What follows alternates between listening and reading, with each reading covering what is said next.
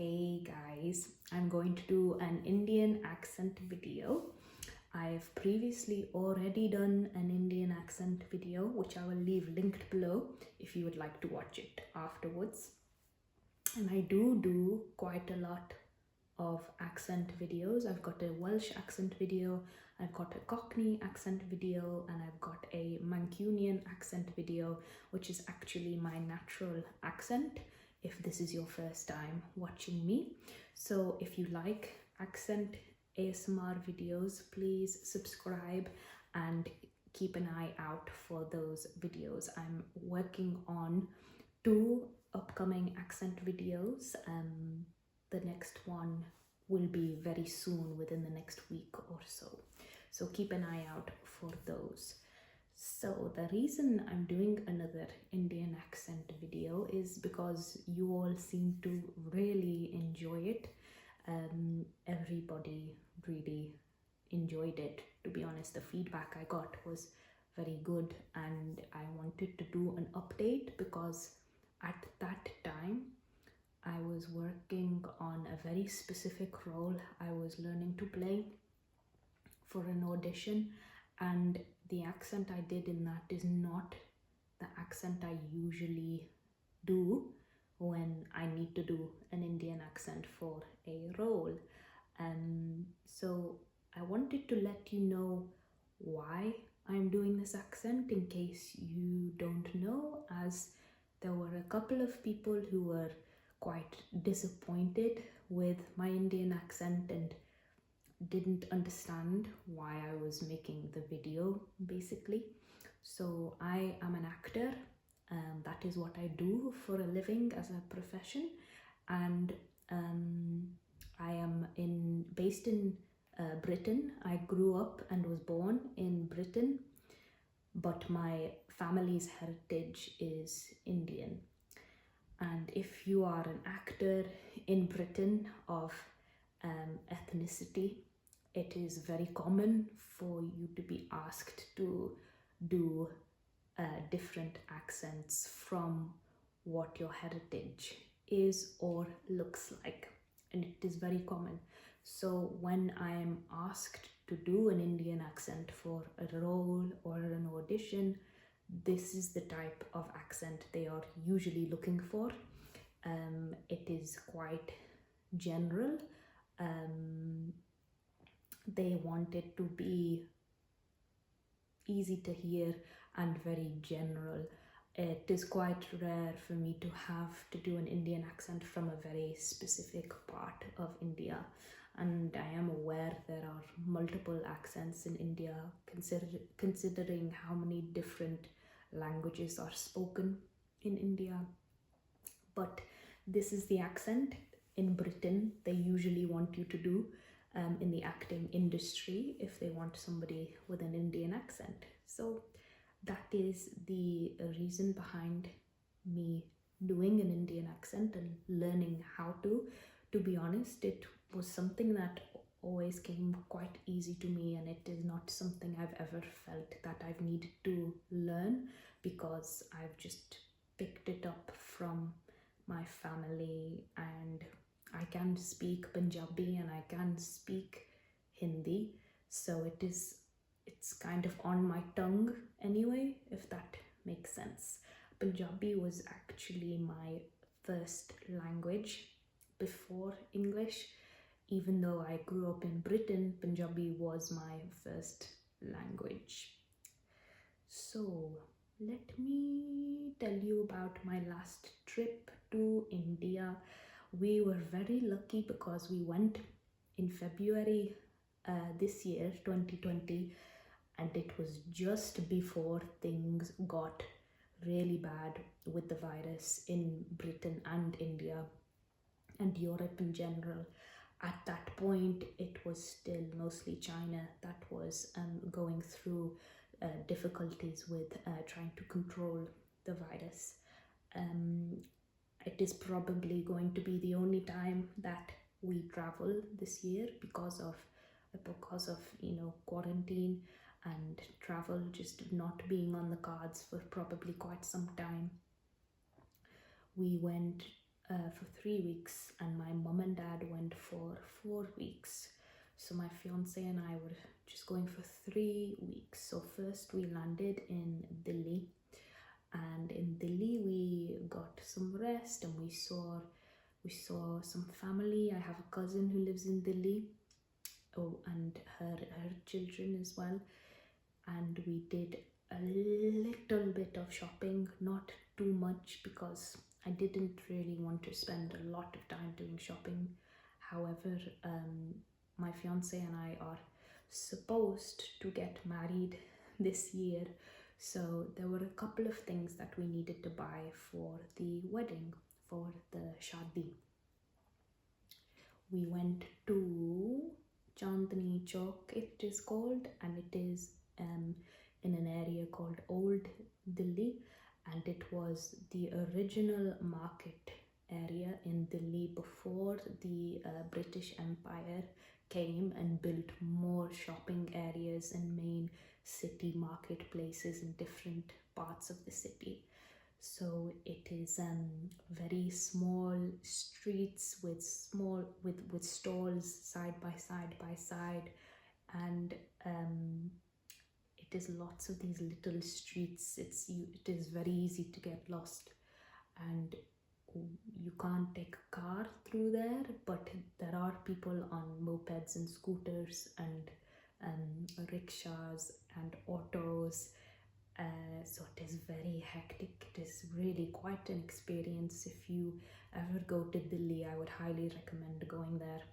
And the shops are all wholesale, so you buy things like in bulk, and it works out cheaper that way if you buy things in bulk. So we went there for a couple of things that we needed for the wedding. We went to India Gate, we went to Delhi Fort, or Red Fort it is also known as, or Lal Kila. It has multiple names. I'd never been inside before. I'd only ever seen it from the outside looking at it. It was nice to go inside and walk around because I'd never been before, even though I've been to India many times. I think it was good in a sense that it was my fiance's first time in India, because we ended up doing things that I had never done before. It was fun. We also did something called the Golden Triangle, which starts in Delhi and then you go down towards Agra. We went to the Taj Mahal and to Agra Fort. And Taj Mahal I've been to once before. It was my fiance's first time. It was nice because this time we had a tour guide who gave us a lot of history and explained all the materials, and it was nice to actually hear all the correct information. We went to Agra Fort, and that is amazing. In a lot of ways, it is more interesting to the more interesting than the Taj Mahal, because it was used as, a palace and a fort. It is a fort palace, and people actually lived there. A family lived there, and it was really interesting. And then we drove to Jaipur, and in Jaipur there is a lot of palaces. The palaces in Jaipur have a different type of architecture. They are Indian architecture, whereas like the forts, Taj Mahal and Agra Fort, and I think also Red Fort in Delhi were all made by the Mughals. So the architecture was very, very particular, and it is in the Mughal style, the Mughal fashion. Whereas in Jaipur, all the palaces there are all Indian architecture. And in Jaipur, they actually still have a royal family, and we went to the palace that the royal family still live in. Some parts of it were closed off and some parts weren't. So we saw the things that aren't closed off, and it was beautiful, very, very beautiful. It was a gorgeous color of like a very light yellow mixed with a very pale pink. It was really, really really nice. We really liked it a lot. And that was called the City Palace or the Chandra Mahal, and I think it has one other name as well. I've forgotten. Some of the palaces have multiple names. And we also went to their water palace, it is called. It is a beautiful palace that is set in the middle of a lake, so you get the reflection of the palace, the full palace on the water. It is amazing. We just stood on the shore and looked from afar, because you cannot go and visit inside it anymore. They stopped and banned that a couple of years ago because I think people were vandalizing the palace, so they stopped it. And where else did we go? We saw the Wind Palace, which is also known as the Pink Palace, and that was beautiful as well. It reminded me of the Wes Anderson film, The Grand Budapest Hotel. If you've ever seen it, it was gorgeous, and I have a feeling that when was made the Darjeeling Limited, he took a lot of inspiration from Jaipur, the palaces, and Rajasthan in general. Rajasthan is the region that Jaipur is in, and it's beautiful, and it has a very particular style, and people dress in a very particular way, and the makeup and the jewelry is very specific, and yeah, I really like Rajasthani style. And then we ended up going back to Delhi and then traveling to where a lot of my mum's family live, which is in the northeast, one of the hill station towns in the foothills of the Himalayas. It is beautiful. I had not been in many years, so you don't have to drive very far from my mum's town, and you will be in amazing jungles and forests. And if you go up the hill, you can see the Himalayas in the distance. It's amazing.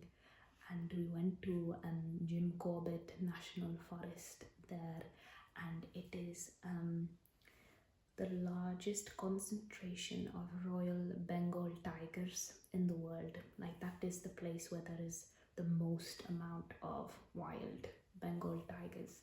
And we went on a safari there, and I've been on the safari once before, and I didn't see a tiger that first time I went, but when we went this time, we were very lucky that we saw a female tiger about 5 different times at different parts of the park.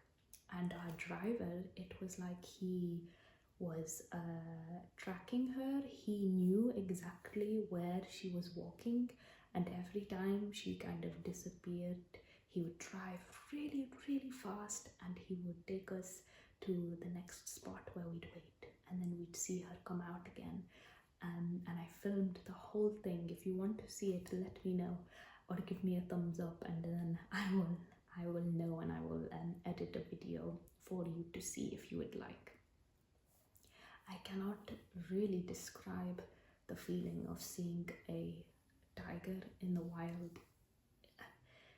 She kind of had this very big presence.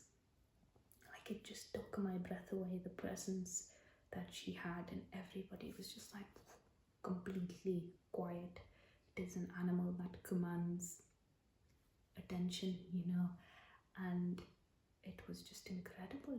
Such majestic quality in the way she walked, and yet there's this power that they possess, and she was very still and very calm, and yet just like that, the tiger could do whatever it wanted and hurt whatever it wants and takes whatever it wants. And that power structure is a very interesting feeling that I think is quite rare to feel as a human being, unless maybe you swim with sharks or something like that, possibly.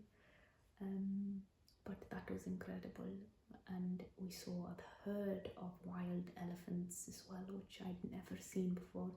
It's completely different seeing animals in the wild compared to seeing them in zoos. And I think it's something in the eyes. The eyes tell a very different story. You can see something completely different in the wild animals' eyes than in the animals' eyes in zoos. And then where else did we go? We also went to see some family in Punjab. I can't remember the town, what it was called, but it was not far from Chandigarh, and it is one of my aunties lives there, and I remember going to her house many years ago, and there was basically nothing there apart from her house. It was, you know, quiet, no road, just, you know, a dirt road, the earth. And now there's houses all up on the way. There's a city center road with shops and banks and restaurants and everything, and it's just completely different now after all these years. It's amazing how much time can change a place. And it was wonderful to see her too, as it had been a couple of years since I'd seen her. And then we came back to Delhi. We did want to stay in Punjab longer. We wanted to go to Amritsar.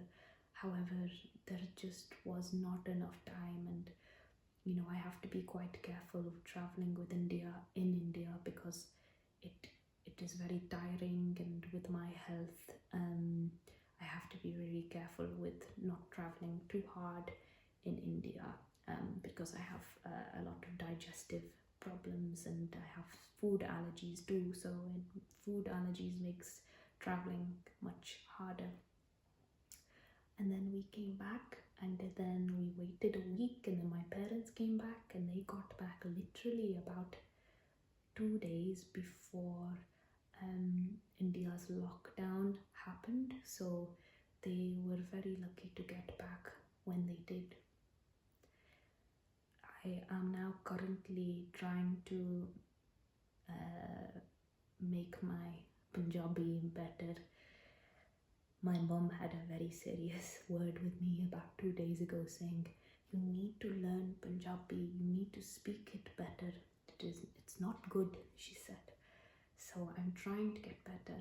However, it's not bad. My Punjabi is actually not very bad at all. People understand what I'm saying. I can understand people. I can have a conversation. I can get by very easily in India because I have some of the language. However, there's just some things that are not as good as they could be, like the tenses. My tenses sometimes go all over the place. You know, something is past, future, or present. Sometimes they get a bit muddled up. But I'm learning, and it is going to get better, I'm sure. If you would like to see me do a video in Punjabi, like a video completely in Punjabi, I would be happy to do that. You just let me know in the comments if that is something that you would like to see. But that is it for this video. I hope you enjoyed it. Please subscribe to see more accent videos and more ASMR relaxation videos from me, and leave me a comment below, and remember to give me a thumbs up, because that does really help in the YouTube algorithm if the video has a lot of thumbs ups. And I will leave linked below my other Indian accent video as well, in case you would like to see it. But I hope you are well. I hope you're keeping safe, and I will see you in the next video.